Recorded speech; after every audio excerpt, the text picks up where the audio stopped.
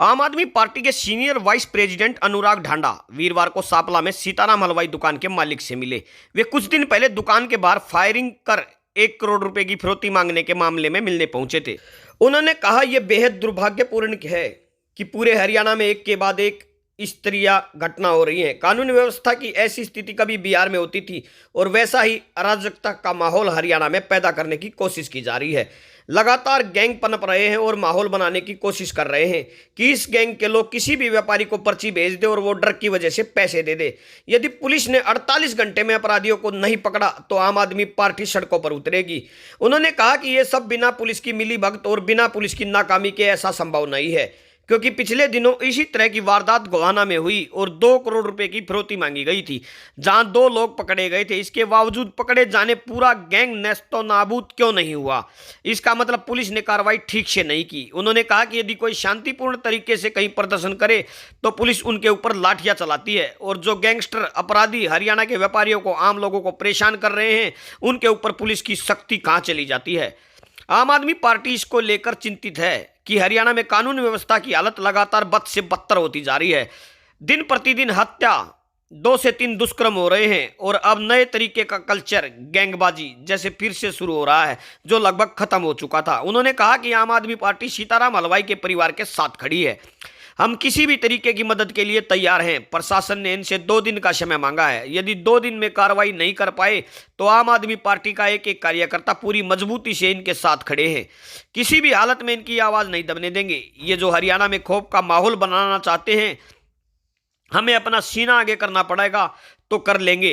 हरियाणा में ऐसा माहौल नहीं बनने देंगे। उन्होंने कहा, हरियाणा सरकार और पुलिस सुनिश्चित करे कि हरियाणा के व्यापारी खुलकर राहत की सांस ले सकें और अपना काम कर सके। ऐसा वातावरण व्यापारियों को मिलना चाहिए, नहीं तो आम आदमी पार्टी प्रदेश की जनता की सुरक्षा के लिए सड़कों पर उतरने के लिए मजबूर हो जाएगी। बहुत दुर्भाग्यपूर्ण है कि पूरे हरियाणा के अंदर एक के बाद एक इस तरीके की घटनाएं हो रही हैं। ये तो बिहार में कभी कानून व्यवस्था की स्थिति हुआ करती और वैसा अराजक माहौल यहाँ पैदा करने की कोशिश की जा रही है। गैंग्स पनप रहे हैं, लगातार ऐसा माहौल बनाने की कोशिश कर रहे हैं कि प्रदेश के किसी भी व्यापारी को ये पर्ची भेजने कल को इस गैंग के लोग, तो वो डर के मारे पैसा दे दे।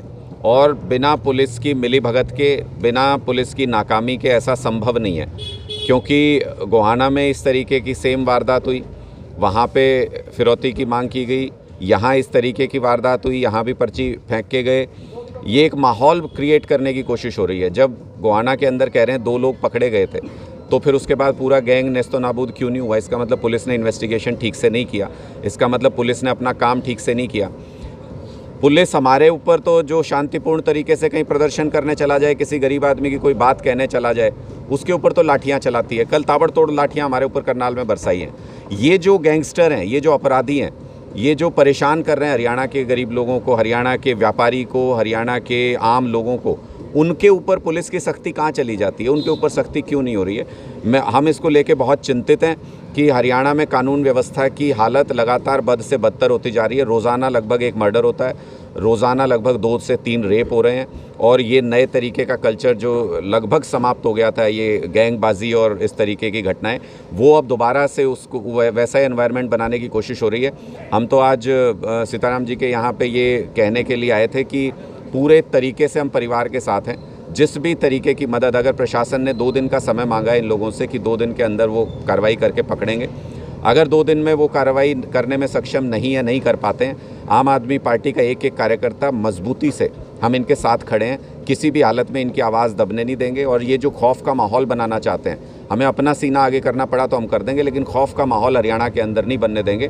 व्यापारी खुल के राहत से सांस ले सकें, अपना काम कर सकें, उनको ऐसा माहौल, ऐसा एनवायरनमेंट मिलना चाहिए।